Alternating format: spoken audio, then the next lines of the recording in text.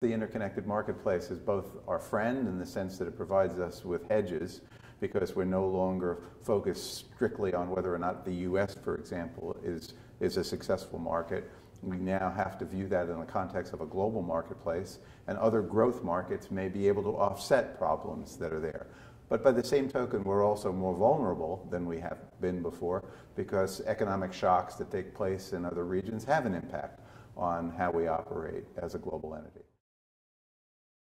The thing that we've seen over the course of the last 12 years is we've seen major disruptions that have been both geopolitical, climate, economic, and these big shocks have had global impact. No one place has been able to hide from the consequence of them.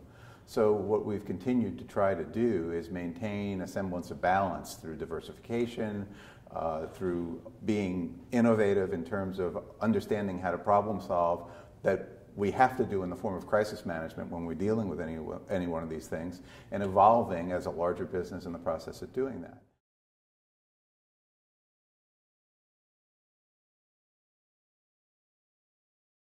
The way that I like to try to describe the differential is that creative work in traditional advertising is storytelling about the brand.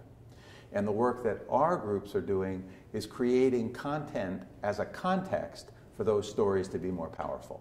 So the context in traditional media has been that media agencies negotiate for space in and around content that has a demographic context that then has reason to more specifically target the viewer that is there to hopefully receive that information about the brand. Digital media is providing many, many more opportunities than just that traditional model. Challenges as well, and part of what we do is create content that's not about the brand, but it's about the consumer, so that it creates a more powerful context for that relationship and subsequent communication about the brand to be more relevant and more powerful and more willingly received.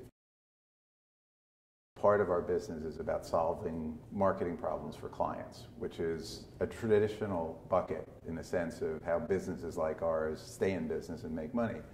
And when trouble occurs in the global marketplace, the first thing that happens is that managers look at cost lines and start thinking about retrenching in order to be able to survive a very, very stormy present, so that they can be healthy enough for when trouble subsides and normal business activities resume. At the same point in time, when those kinds of difficulties arise, crises occur for media platforms because that money isn't being spent, and they still have a present tense need to satisfy the end user, the consumer, with content that keeps them connected to their platform. And the other part of our business is investing with media platforms to continue to provide quality content regardless of the ups and downs of the economic cycle. We want to provide additional investment that can be used by the media platform in a way that accomplishes their highest objective of aggregating more and more users to that platform, understanding that quality content is the reason why they'll be able to accomplish that. So in addition to bringing financial resource to that process, we also bring our expertise and our creative resources and our relationships to that process, all with one goal in mind: to give the end user, the consumer, whether they're consuming it on a digital platform or on a television station, something better to watch or experience than they otherwise might have.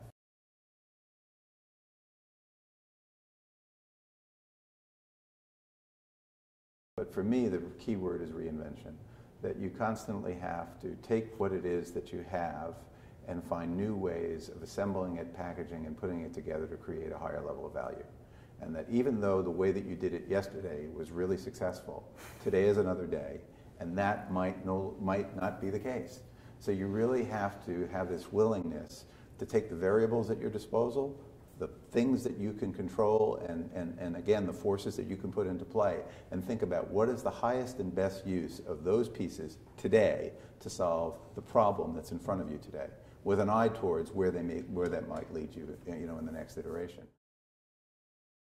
The willingness to really, with enthusiasm, question and reinvent on a constant basis is a really key driver in trying to put the right people in place in order to be able to do this kind of work. But then again, we find tremendous support for that kind of thinking just by being connected to the world that we're a part of every day. It is constantly evolving and changing. I mean, Facebook didn't exist 5 years ago. When people tell me, well, what's going to happen in the next 5 years? I throw up my hands and say, I have no idea, and neither do you. So if we don't have any idea, then, well, how do we cope with that? Well, first is by, I think, having the right attitude about the process of change and reinvention. And second, forming partnerships, collaborations, alliances with other like-minded companies and entities that have something to contribute beyond what you contribute to hopefully posit and solve the problem in a unique way. Because collaboration and competition go hand in hand.